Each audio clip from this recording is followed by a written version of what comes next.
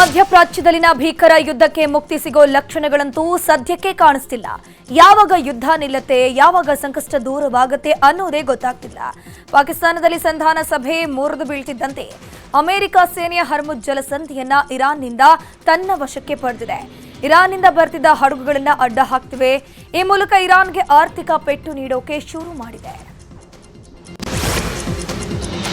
ಇರಾನ್ನ ಹಿಡಿತದಲ್ಲಿರುವಂತಹ ಹರ್ಮುಜ್ ಜಲಮಾರ್ಗಕ್ಕೆ ಯಾವ ಹಡಗುಗಳು ಹೋಗದಂತೆ ಅಮೆರಿಕದ ನೌಕಾಪಡೆಗಳು ತಡೆಯುತ್ತಿವೆ. ಈಗಾಗಲೇ ಪಾಕಿಸ್ತಾನದ 2 ತೈಲ ಹಡಗುಗಳನ್ನು ಅಮೆರಿಕ ವಾಪಸ್ ಕಳಿಸಿದೆ.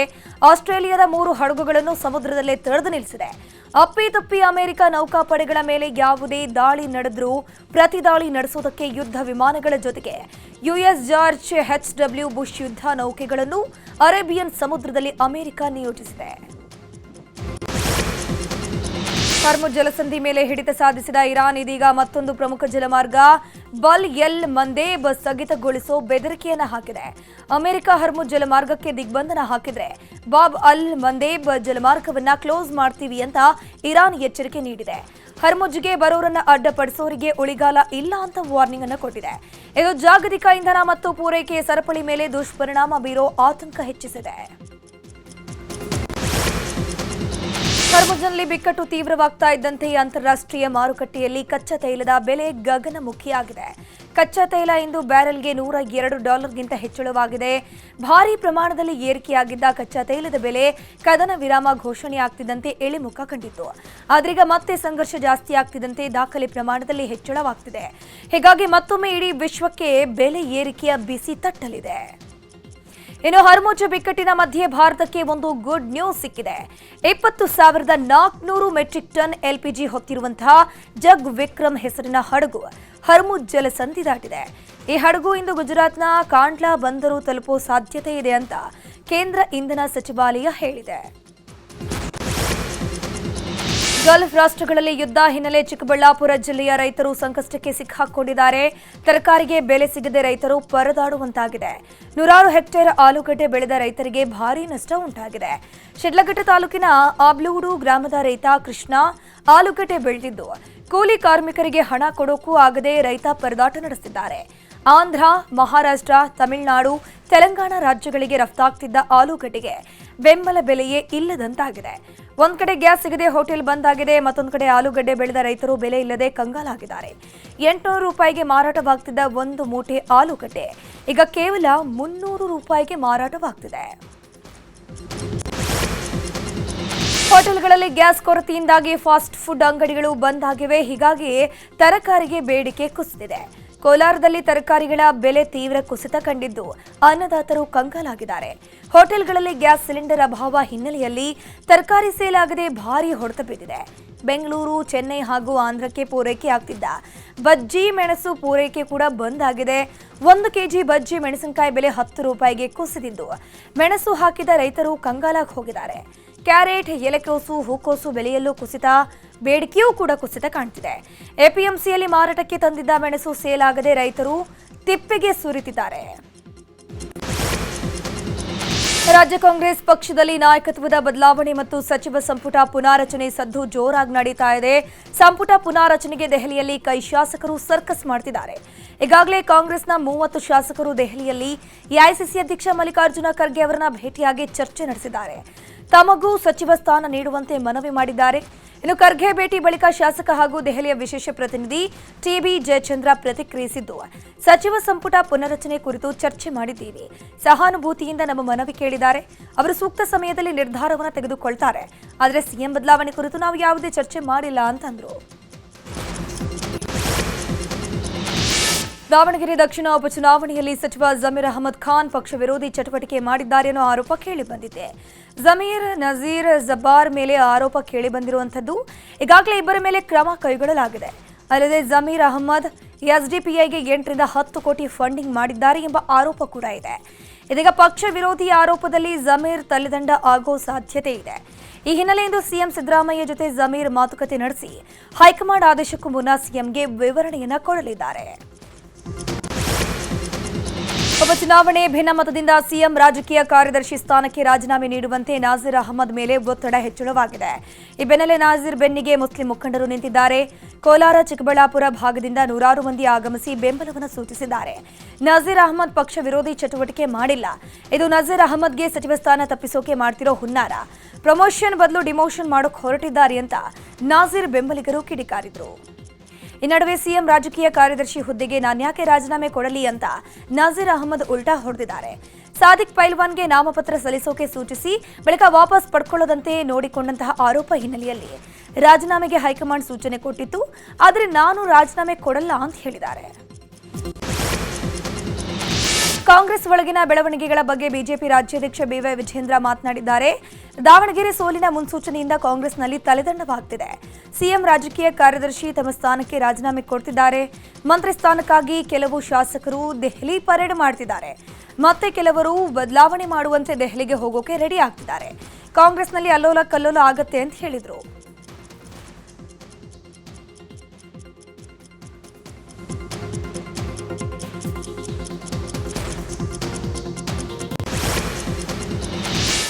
ಕೋಟಿ ಹಣ ದುರುಪಯೋಗ ಸೇರಿದಂತೆ ಹಲವು ಆರೋಪ ಕೇಳಿಬಂದ ಹಿನ್ನೆಲೆಯಲ್ಲಿ ಹರಿಹರ ವೀರಶೈವ ಲಿಂಗಾಯತ ಪಂಚಮಸಾಲಿ ಪೀಠದಿಂದ ವಚನಾನಂದ ಶ್ರೀಗಳನ್ನ ಪದಚ್ಯುತಿ ಮಾಡಲಾಗಿದೆ.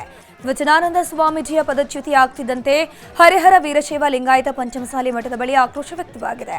ಸ್ಥಳಕ್ಕೆ ಬಂದ ವಚನಾನಂದ ಶ್ರೀ ಟ್ರಸ್ಟಿಗಳ ವಿರುದ್ಧ ಆಕ್ರೋಶ ವ್ಯಕ್ತಪಡಿಸಿದ್ದಾರೆ. ಈ ವೇಳೆ ಪೊಲೀಸರು ಹಾಗೂ ಶ್ರೀಗಳ ಮಧ್ಯೆ ವಾಗ್ವಾದವಾಗಿದ್ದು ಮಠದ ಮುಂದೆ ಬೆಂಬಲಿಗರ ಭಾರೀ ಹೈಡ್ರಾಮವೇ ನಡೆದು ಹೋಗಿತ್ತು. ಇನ್ನು ಪದಚ್ಯುತಿ ಖಂಡಿಸಿ ವಚನಾನಂದ ಶ್ರೀ ಮಠದ ಗೇಟ್ ಬಳಿ ಬಂದ ಟ್ರಸ್ಟಿಗಳ ವಿರುದ್ಧ ಆಕ್ರೋಶ ವ್ಯಕ್ತಪಡಿಸಿದ್ದಾರೆ. ಯಾರೋ 12 ಜನ ಹೇಳಿದ್ರೆ ಏನೂ ಆಗಲ್ಲ. ಇದು ಸಮಸ್ತ ಪಂಚಮಸಾಲಿ ಸಮಾಜದ ಮಠ. ಪೀಠ ಆಗಿರೋದು 2008ರಲ್ಲಿ. ಇವರು 5 ವರ್ಷಗಳಿಗೊಮ್ಮೆ ಟ್ರಸ್ಟಿಗಳು ಬದಲಾಗಬೇಕು. ಆದರೆ ಅದ್ಯಾವುದೂ ಆಗಿಲ್ಲ. ಮಠದ ಆಸ್ತಿಯನ್ನು ಅಕ್ರಮವಾಗಿ ಇವರ ಹೆಸರಿಗೆ ಮಾಡ್ಕೊಂಡಿದ್ದಾರೆ. ಇವರ ಅಕ್ರಮದ ಬಗ್ಗೆ ಪ್ರಶ್ನೆ ಮಾಡಿದ್ದಕ್ಕೆ ಈ ರೀತಿ ಮಾಡ್ತಿದ್ದಾರೆ ಅಂತ ಕಿಡಿಕಾರಿದ್ರು. ಹರಿಹರದ ಪಂಚಮಸಾಲಿ ಪೀಠದಿಂದ ವಚನಾನಂದ ಶ್ರೀ ಉಚ್ಚಾಟನೆ ಹಿನ್ನೆಲೆಯಲ್ಲಿ ಮಠದ ಕಚೇರಿಗೆ ಬೀಗ ಹಾಕಿದ್ದಾರೆ. ಉಚ್ಚಾಟನೆ ನಿರ್ಧಾರದ ನಂತರ ಶ್ರೀಗಳು ಮಠ ಬಿಡುವಂತೆ ಒತ್ತಾಯ ಕೇಳಿಬಂದಿತ್ತು. ಹೀಗಾಗಿ ಮಠದ ಒಳಗೆ ಶ್ರೀಗಳನ್ನ ಬಿಟ್ಟುಕೊಳ್ಳದಿರೋಕೆ ಟ್ರಸ್ಟ್ಗಳ ಸದಸ್ಯರು ತೀರ್ಮಾನಿಸಿದ್ದಾರೆ. ಮಠದ ಧರ್ಮದರ್ಶಿಗಳಿಂದಲೇ ಕಚೇರಿಗೆ ಬೀಗ ಬಿದ್ದಿದೆ. ಇನ್ನು ದಾವಣಗೆರೆಯ ಹರಿಹರ ಪಂಚಮಸಾಲಿ ಪೀಠದಲ್ಲಿ ಕ್ಷಣಕ್ಕೂ ಬೆಳವಣಿಗೆಗಳು ಆಗ್ತಾನೇ ಇದೆ. ಮಠದ ಆವರಣದಲ್ಲಿ ಜಾರಿ ಮಾಡಲಾಗಿದ್ದ ನಿಷೇಧಾಜ್ಞೆ ತೆರವು ಮಾಡ್ತಾ ಇದ್ದಂತೆ ವಚನಾನಂದ ಸ್ವಾಮೀಜಿಗಳ ನೇತೃತ್ವದಲ್ಲಿ ಭಕ್ತರು ಸಭೆ ನಡೆಸಿದ್ರು. ಜೆಡಿಎಸ್ ಮಾಜಿ ಶಾಸಕ ಎಚ್ಎಸ್ ಶಿವಶಂಕರ್, ಮಾಜಿ ಶಾಸಕ ನಂದಿಹಳ್ಳಿ ಹಾಲಪ್ಪ, ಬಿಜೆಪಿ ಮುಖಂಡ ಬಿಜಿ ಅಜಯ್ ಕುಮಾರ್, ಮಠದ ಆಡಳಿತಾಧಿಕಾರಿ ಡಾಕ್ಟರ್ ರಾಜ್ಕುಮಾರ್ ಸೇರಿದಂತೆ ಪಂಚಮಸಾಲಿ ಮುಖಂಡರುಗಳು ಸಭೆಯಲ್ಲಿ ಭಾಗಿಯಾಗಿದ್ದು ಮುಂದಿನ ನಡೆ ಕುರಿತು ಚರ್ಚೆ ನಡೆಸಿದ್ದಾರೆ. ಹಾಡಹಗಲೇ ಮಾಜಿ ಸಿಎಂ ಆರ್ ಗುಂಡೂರಾವ್ ಅವರ ಪ್ರತಿಮೆ ಕಿತ್ತು ಹಾಕೋಕೆ ವ್ಯಕ್ತಿಯೊಬ್ಬ ಪಿಕಾಸಿ ಜೊತೆ ನಿಂತು ಕಿರಿಕ್ ಮಾಡಿದ್ದಾನೆ. ಪೊಲೀಸರ ಮುಂದೆಯೇ ಗಲಾಟೆ ಮಾಡಿರೋದು. ಬೆಂಗಳೂರಿನ ಮೆಜೆಸ್ಟಿಕ್ನಲ್ಲಿರುವ ಶಾಂತಲಾ ಸರ್ಕಲ್ ಬಳಿ ಈ ಘಟನೆ ನಡೆದಿದೆ. ಪೊಲೀಸರು ಎಷ್ಟೇ ಕರೆದ್ರೂ ಕೂಡ ಕೆಳಕ್ಕೆ ಬಾರದೆ ಸಮಸ್ಯೆ ಉಂಟು ಮಾಡಿದ್ದಾನೆ. ಕೊನೆಗೆ ಸ್ಥಳೀಯರ ಸಹಾಯದಿಂದ ವ್ಯಕ್ತಿಯನ್ನ ಕೆಳಕ್ಕಿಳಿಸಲಾಯಿತು. ಈ ವೇಳೆ ಪೊಲೀಸರ ಮೇಲೂ ಹಲ್ಲೆಗೀತ ಯತ್ನಿಸಿದ್ದಾನೆ. ಸದ್ಯ ಕಿರಿಕ್ ಮಾಡಿದ ವ್ಯಕ್ತಿಯ ವಿರುದ್ಧ ಕಾಟನ್ಪೇಟೆ ಠಾಣೆಯಲ್ಲಿ ಪ್ರಕರಣ ದಾಖಲಾಗಿದೆ. ಇಂದು ದೇಶದಾದ್ಯಂತ ಅಂಬೇಡ್ಕರ್ ಅವರ 135ನೇ ಜಯಂತಿ ಆಚರಿಸಲಾಗ್ತಾ ಇದೆ. ಬೆಂಗಳೂರಿನ ವಿಧಾನಸೌಧದ ಅಂಬೇಡ್ಕರ್ ಪ್ರತಿಮೆ ಬಳಿಯೂ ಕಾರ್ಯಕ್ರಮವನ್ನು ಏರ್ಪಡಿಸಲಾಗಿದೆ. ಈ ನಡುವೆ ತುಮಕೂರಿನಲ್ಲಿ ಗೃಹ ಹಾಗೂ ಉಸ್ತುವಾರಿ ಸಚಿವ ಡಾಕ್ಟರ್ ಜಿ ಪರಮೇಶ್ವರ್ ನೇತೃತ್ವದಲ್ಲಿ ಸಿದ್ಧತೆ ಕೂಡ ನಡೆದಿದೆ. ಈ ನಡುವೆ ಗೃಹ ಸಚಿವ ಪರಮೇಶ್ವರ್ಗೆ ವಿರೋಧದ ಬಿಸಿ ತಟ್ಟಿದೆ. ರಾಜ್ಯ ಸರ್ಕಾರಕ್ಕೆ ಸಡ್ಡು ಹೊಡೆದು ಪ್ರತ್ಯೇಕವಾಗಿ ಅಂಬೇಡ್ಕರ್ ಜಯಂತಿ ಆಚರಣೆಗೆ ಕೆಲವು ಸಂಘಟನೆಗಳು ಬಹಿಷ್ಕರಿಸಿವೆ. ಜಿಲ್ಲಾಡಳಿತದಿಂದ ಮಾಡುವಂತಹ ಅಂಬೇಡ್ಕರ್ ಜಯಂತಿಯಲ್ಲಿ ಭಾಗವಹಿಸದಿರೋಕೆ ಒಳ ಮೀಸಲಾತಿ ಹೋರಾಟ ಸಮಿತಿ, ಡಿಎಸ್ಎಸ್ ಮತ್ತು ಮಾದಾರ ಮಹಾಸಭಾ ಸಮಿತಿ ನಿರ್ಧಾರ ಮಾಡಿದೆ. ಮಂಡ್ಯದ ಆದಿಚುಂಚನಗಿರಿಗೆ ನಾಳೆ ಪ್ರಧಾನಿ ಮೋದಿ ಭೇಟಿ ನೀಡಲಿದ್ದಾರೆ. ಆದಿಚುಂಚನಗಿರಿ ಭೈರವೈಕ್ಯ ಮಂದಿರವನ್ನು ಪ್ರಧಾನಿ ಮೋದಿ ಉದ್ಘಾಟನೆ ಮಾಡ್ತಾರೆ. ಭೈರವೈಕ್ಯ ಮಠದಿಂದ 1.5 ಕಿಲೋಮೀಟರ್ ದೂರದಲ್ಲಿರುವಂತಹ ಶ್ರೀಗಿರಿ ತಪೋವನದ ಬಳಿ ಹೆಲಿಪ್ಯಾಡ್ ನಿರ್ಮಾಣವಾಗಿದ್ದು, ಹೆಲಿಪ್ಯಾಡ್ಗೆ ಬಂದಿಳಿದ ಬಳಿಕ ರಸ್ತೆ ಮೂಲಕ ಪ್ರಧಾನಿ ಮೋದಿ ಆಗಮಿಸಲಿದ್ದಾರೆ. ಮೊದಲು ಗೋರಕ್ಷನಾಥರು ತಪಸ್ಸು ಮಾಡಿದ ಜ್ವಾಲಾಪೀಠ ದರ್ಶನ ಪಡೆಯಲಿದ್ದಾರೆ. ನಂತರ ಕಾಲಭೈರವ ಸ್ವಾಮಿಗೆ ಮಂಗಳಾರತಿ ಮಾಡಿ ದರ್ಶನ ಪಡೆದ ಬಳಿಕ ಮಂದಿರದ ಉದ್ಘಾಟನೆ ನಡೆಸಲಿದ್ದಾರೆ. ಮಧ್ಯಾಹ್ನ 12ವರೆಗೆ ಮಾತ್ರ ಶ್ರೀ ಕ್ಷೇತ್ರ ಭಕ್ತರಿಗೆ ನಿರ್ಬಂಧವಿದ್ದು, ಮಂದಿರ ಚಾಲನೆ ಬಳಿಕ ಎಂದಿನಂತೆ ದರ್ಶನಕ್ಕೆ ಅವಕಾಶ ಇರುತ್ತೆ. ಮುಂದೆ ಹೋಗ್ತಿದ್ದ ಲಾರಿ ಸಡನ್ ಯೂ ಟರ್ನ್ ತೆಗೆದುಕೊಂಡಾಗ ಹಿಂದೆ ಇದ್ದಂತಹ ಬಸ್ ಅಪಘಾತ ತಪ್ಪಿಸೋಕೆ ಹೋಗಿ ಹೈವೇಯಿಂದ ಜಮೀನಿನ ಒಳಗೆ ನುಗ್ಗಿದೆ. ಬೆಂಗಳೂರು ಗ್ರಾಮಾಂತರ ಜಿಲ್ಲೆಯ ದೇವನಹಳ್ಳಿ ತಾಲೂಕಿನ ಮೂದುಗೆರೆ ಗ್ರಾಮದ ಬಳಿ ಘಟನೆ ನಡೆದಿದೆ. ಬಸ್ ಇನ್ನು ಸ್ವಲ್ಪ ಮುಂದೆ ಹೋಗಿದ್ರೂ ಬಾವಿಯೊಳಗೆ ಮಗುಚಿ ಬೀಳ್ತಿತ್ತು. ಆದರೆ ಅದೃಷ್ಟವಶಾತ್ ದೊಡ್ಡ ದುರಂತ ತಪ್ಪಿದೆ. ಬಸ್ನಲ್ಲಿದ್ದವರು ಸಣ್ಣ ಪುಟ್ಟ ಗಾಯಗಳಿಂದ ಬಚಾವಾಗಿದ್ದಾರೆ. ಇನ್ನು ಚಾಲಕನ ನಿಯಂತ್ರಣ ತಪ್ಪಿ ಸರ್ಕಾರಿ ಬಸ್ ಪಲ್ಟಿಯಾಗಿರೋ ಘಟನೆ ವಿಜಯಪುರ ಜಿಲ್ಲೆಯ ದೇವರಹಿಪ್ಪರಗಿ ತಾಲೂಕಿನ ಸಾತಿಹಾಳ ಗ್ರಾಮದ ಬಳಿ ನಡೆದಿದೆ. ಆಕ್ಸಿಡೆಂಟ್ನಲ್ಲಿ ಬಸ್ನಲ್ಲಿದ್ದ 20ಕ್ಕೂ ಹೆಚ್ಚು ಪ್ರಯಾಣಿಕರಿಗೆ ಸಣ್ಣ ಪುಟ್ಟ ಗಾಯಗಳಾಗಿದೆ. ಉಳಿದವರು ಪ್ರಾಣಾಪಾಯದಿಂದ ಪಾರಾದರು. ಶಿವಮೊಗ್ಗದಲ್ಲಿ ಡಾಕ್ಟರ್ ಸಮೀಕ್ಷಾ ಸಾವಿಗೆ ಕಾರಣವಾದ ಹಿಮಧಣಿ ನೀರಾನೆ ಏನಿದೆ ಅದರ ಸ್ಥಿತಿ ಗಂಭೀರವಾಗಿದೆ. ತ್ಯಾವರೆಕೊಪ್ಪ ಹುಲಿ ಸಿಂಹಧಾಮದಲ್ಲಿರುವಂತಹ 12 ವರ್ಷದ ಹಂಸಣಿ ನೀರಾನೆ ಆರೋಗ್ಯದಲ್ಲಿ ಏರುಪೇರಾಗಿದೆ. ಏಪ್ರಿಲ್ 10ರಂದು ಪಶುವೈದ್ಯರ ತಂಡ ಅರವಳಿಕೆ ಮದ್ದು ನೀಡಿ ಆರೋಗ್ಯ ತಪಾಸಣೆ ಮಾಡಿತ್ತು. ರಕ್ತ ಮತ್ತು ಇತರ ಮಾದರಿಯನ್ನ ಪ್ರಯೋಗಾಲಯಕ್ಕೆ ಕಳಿಸಲಾಗಿತ್ತು. ವರದಿಗಳ ಆಧಾರದ ಮೇಲೆ ಹಂಸಣಿಯ ಗರ್ಭಕೋಶದಲ್ಲಿ ತೀವ್ರವಾದ ಸೋಂಕು ಪತ್ತೆಯಾಗಿದ್ದು, ಇದರಿಂದಲೇ ಗರ್ಭದಲ್ಲಿದ್ದ ಮರಿಯು ಮೃತಪಟ್ಟಿರಬಹುದು ಅನ್ನುವಂತಹ ಶಂಕೆ ವ್ಯಕ್ತವಾಗಿದೆ. ಮನೆಯಲ್ಲಿ ಆಕಸ್ಮಿಕವಾಗಿ ಅಗ್ನಿ ಅವಘಡ ಸಂಭವಿಸಿ ಓರ್ವ ವ್ಯಕ್ತಿ ಗಾಯಗೊಂಡಿದ್ದಾನೆ. ಬೆಂಗಳೂರು ನಗರದ ಬೆನ್ನಿಗಾನಹಳ್ಳಿಯಲ್ಲಿ ಘಟನೆ ನಡೆದಿದ್ದು, ಮನೆಯಲ್ಲಿದ್ದ ವಸ್ತುಗಳೆಲ್ಲವೂ ಸುಟ್ಟು ಭಸ್ಮವಾಗಿದೆ. ಅಗ್ನಿಶಾಮಕ ಸಿಬ್ಬಂದಿ ಬೆಂಕಿ ನಂದಿಸಿದ್ದಾರೆ. ಬೈಯಪ್ಪನಹಳ್ಳಿ ಠಾಣಾ ವ್ಯಾಪ್ತಿಯಲ್ಲಿ ಘಟನೆ ನಡೆದಿದ್ದು, ಅಗ್ನಿ ಅವಘಡ ಬಗ್ಗೆ ಪೊಲೀಸರು ತನಿಖೆಯನ್ನ ಕೈಗೆತ್ತಿಕೊಂಡಿದ್ದಾರೆ. ಇನ್ನು ಬೇಸಿಗೆಯ ಬಿಸಿಲು ಹೆಚ್ಚಾಗಿದ್ದು, ಅಗ್ನಿ ಅವಘಡಗಳ ಪ್ರಕರಣಗಳು ಕೂಡ ಜಾಸ್ತಿ ಆಗ್ತಾ ಇದೆ. ಕರ್ನಾಟಕ ಕಾರ್ಯನಿರತ ಪತ್ರಕರ್ತರ ಸಂಘದಿಂದ ಪ್ರತಿ ವರ್ಷ ಕೊಡಮಾಡುವಂತಹ ಪ್ರತಿಷ್ಠಿತ ಸಾಮಾಜಿಕ ಅಭಿವೃದ್ಧಿ ಮಾನವೀಯ ಪ್ರಶಸ್ತಿ ನ್ಯೂಸ್ 18 ವಿಶೇಷ ಪ್ರತಿನಿಧಿ ಹೆಬ್ಬಾಕ ತಿಮ್ಮೇಗೌಡರಿಗೆ ಲಭಿಸಿದೆ. ಬೀದರ್ನಲ್ಲಿ ನಡೆದ ರಾಜ್ಯ ಮಟ್ಟದ ಪತ್ರಕರ್ತರ ಸಮ್ಮೇಳನದಲ್ಲಿ ಹೆಬ್ಬಾಕ ತಿಮ್ಮೇಗೌಡರಿಗೆ ಪ್ರಶಸ್ತಿ ನೀಡಿ ಸನ್ಮಾನಿಸಿ ಗೌರವಿಸಲಾಗಿದೆ. ವಿಪಕ್ಷ ನಾಯಕ ಆರ್ ಅಶೋಕ್, ಸ್ಪೀಕರ್ ಯುಟಿ ಖಾದರ್, ಸಚಿವ ಈಶ್ವರ್ ಖಂಡ್ರೆ ಸೇರಿದಂತೆ ಹಲವು ಗಣ್ಯರು ಪ್ರಶಸ್ತಿ ಪ್ರದಾನ ಸಮಾರಂಭದಲ್ಲಿ ಭಾಗವಹಿಸಿ ಪ್ರಶಸ್ತಿ ಪ್ರದಾನ ಮಾಡಿದರು.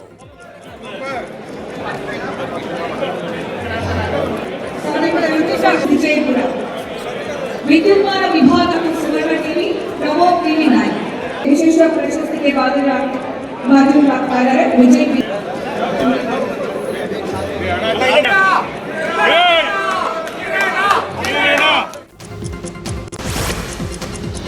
ಬಿಹಾರದ ಸುದೀರ್ಘ ಸಿಎಂ ಆಗಿದ್ದ ನಿತೀಶ್ ಕುಮಾರ್ ಇಂದು ತಮ್ಮ ಸ್ಥಾನಕ್ಕೆ ರಾಜೀನಾಮೆ ನೀಡೋ ಸಾಧ್ಯತೆ ಇದೆ. ಬೆಳಗ್ಗೆ 11 ಗಂಟೆಗೆ ಕ್ಯಾಬಿನೆಟ್ ಸಭೆಯಲ್ಲಿ ಭಾಗಿಯಾಗಿ ನಂತರ ಲೋಕಭವನಕ್ಕೆ ತೆರಳಿ ರಾಜೀನಾಮೆ ನೀಡಲಿದ್ದಾರೆ ಎನ್ನಲಾಗ್ತಿದೆ. ಮತ್ತೊಂದು ಕಡೆ ನಾಳೆಗೆ ಶಾಸಕಾಂಗ ಪಕ್ಷದ ನಾಯಕನ ಆಯ್ಕೆ ನಡೆಸಲಿದ್ದಾರಂತೆ. ವೇಗವಾಗಿ ಬಂದ ಕಾರೊಂದು 2 ಬೈಕ್ಗಳಿಗೆ ಗುದ್ದಿದ ಭೀಕರ ಘಟನೆ ಕೇರಳದ ಪಾಲಕ್ಕಾಡ್ನ ಕೋಂಡಾಂಗ್ನಲ್ಲಿ ನಡೆದಿದೆ. ಹೆದ್ದಾರಿ ಮೇಲೆ ಬರ್ತಿದ್ದ ಬೈಕ್ಗೆ ಎದುರು ಬರ್ತಿದ್ದ ಕಾರು ಡಿಕ್ಕಿ ಹೊಡೆದು ಬಳಿಕ ಮತ್ತೊಂದು ಬೈಕ್ಗೆ ಡಿಕ್ಕಿ ಹೊಡೆದಿದೆ. ಘಟನೆಯಲ್ಲಿ ಒಂದು ಬೈಕ್ ಸುಟ್ಟು ಕರಕಲಾಗಿದ್ದು, ಘಟನೆಯಲ್ಲಿ 4 ಗಂಭೀರ ಗಾಯಗಳಾಗಿದ್ದು ಆಸ್ಪತ್ರೆಗೆ ದಾಖಲಿಸಲಾಗಿದೆ. ಅಪಘಾತದ ಭೀಕರ ದೃಶ್ಯ ಸಿಸಿಟಿವಿಯಲ್ಲಿ ಕ್ಯಾಪ್ಚರ್ ಆಗಿದೆ. ಜಪಾನ್ನ ಸಕುರಾಜಿಮಾದಲ್ಲಿ ಭಾರೀ ಜ್ವಾಲಾಮುಖಿ ಸ್ಫೋಟಗೊಂಡಿದೆ. ಜ್ವಾಲಾಮುಖಿ ಸ್ಫೋಟದ ಬಳಿಕ ಎಲ್ಲೆಡೆ ದಟ್ಟ ಹೊಗೆ ಆವರಿಸಿದ್ದು 3400 ಮೀಟರ್ ಎತ್ತರಕ್ಕೆ ಬೃಹತ್ ಹೊಗೆ ಆವರಿಸಿಕೊಂಡಿದೆ. ಈ ದೃಶ್ಯ ಸ್ಥಳೀಯರ ಮೊಬೈಲ್ನಲ್ಲಿ ಕ್ಯಾಪ್ಚರ್ ಆಗಿದೆ. 14 ದಿನಗಳ ಕಾಲ ಆಹಾರ ನೀರು ಇಲ್ಲದೆ ಗಣಿಗಾರನೊಬ್ಬ ಪವಾಡ ಸದೃಶವಾಗಿ ಬದುಕುಳಿದಿರೋ ಅಚ್ಚರಿಯ ಘಟನೆಯೊಂದು ನಡೆದಿದೆ. ಮೆಕ್ಸಿಕೋದಲ್ಲಿ ಗಣಿಗಾರಿಕೆ ವೇಳೆ ಗಣಿಯ ಒಂದು ಭಾಗ ಕುಸಿದು ನೆಲದ ಅಡಿಯಲ್ಲಿ ಕೆಲಸಗಾರ ಸಿಕ್ಕಾಕೊಂಡಿದ್ದ. ರಕ್ಷಣಾ ತಂಡವು 300 ಗಂಟೆಗಳಿಗೂ ಹೆಚ್ಚು ಕಾಲ ತೀವ್ರ ಹುಡುಕಾಟ ಕೂಡ ನಡೆಸಿ ರಕ್ಷಣೆ ಮಾಡಿದೆ. ಇನ್ನು ಗಣಿ ಕುಸಿತದಲ್ಲಿ 25 ಕಾರ್ಮಿಕರು ಸಿಕ್ಕಾಕೊಂಡಿದ್ರು. ಅದೃಷ್ಟವಶಾತ್ 21 ಕಾರ್ಮಿಕರು ಬಚಾವಾಗಿ 4 ನೆಲದ ಅಡಿಯಲ್ಲಿ ಸಿಕ್ಕಾಕೊಂಡಿದ್ರು. ಆದರೆ 4ರಲ್ಲಿ ಓರ್ವ ಬದುಕುಳಿದಿದ್ದು ಆತನನ್ನ ರಕ್ಷಣೆ ಮಾಡಲಾಗಿದೆ. ಪೂರ್ವ ಪೆಸಿಫಿಕ್ ಮಹಾಸಾಗರದಲ್ಲಿ ಅಮೆರಿಕದ ಪಡೆಗಳು ಶಂಕಿತ ಮಾದಕ ವಸ್ತು ಕಳ್ಳಸಾಗಣೆ ನೌಕೆಗಳ ಮೇಲೆ ಅಮೆರಿಕ ದಾಳಿ ನಡೆಸಿದೆ. ಘಟನೆಯಲ್ಲಿ 5 ಸಾವನ್ನಪ್ಪಿದ್ದಾರೆ. ಅಮೆರಿಕ ನೌಕಾಪಡೆ ಡ್ರಗ್ಸ್ ಸಾಗಿಸುತ್ತಿದ್ದ ಬೋಟ್ಗಳನ್ನು ತಡೆ ಹಿಡಿಯೋಕೆ ಯತ್ನಿಸಿವೆ.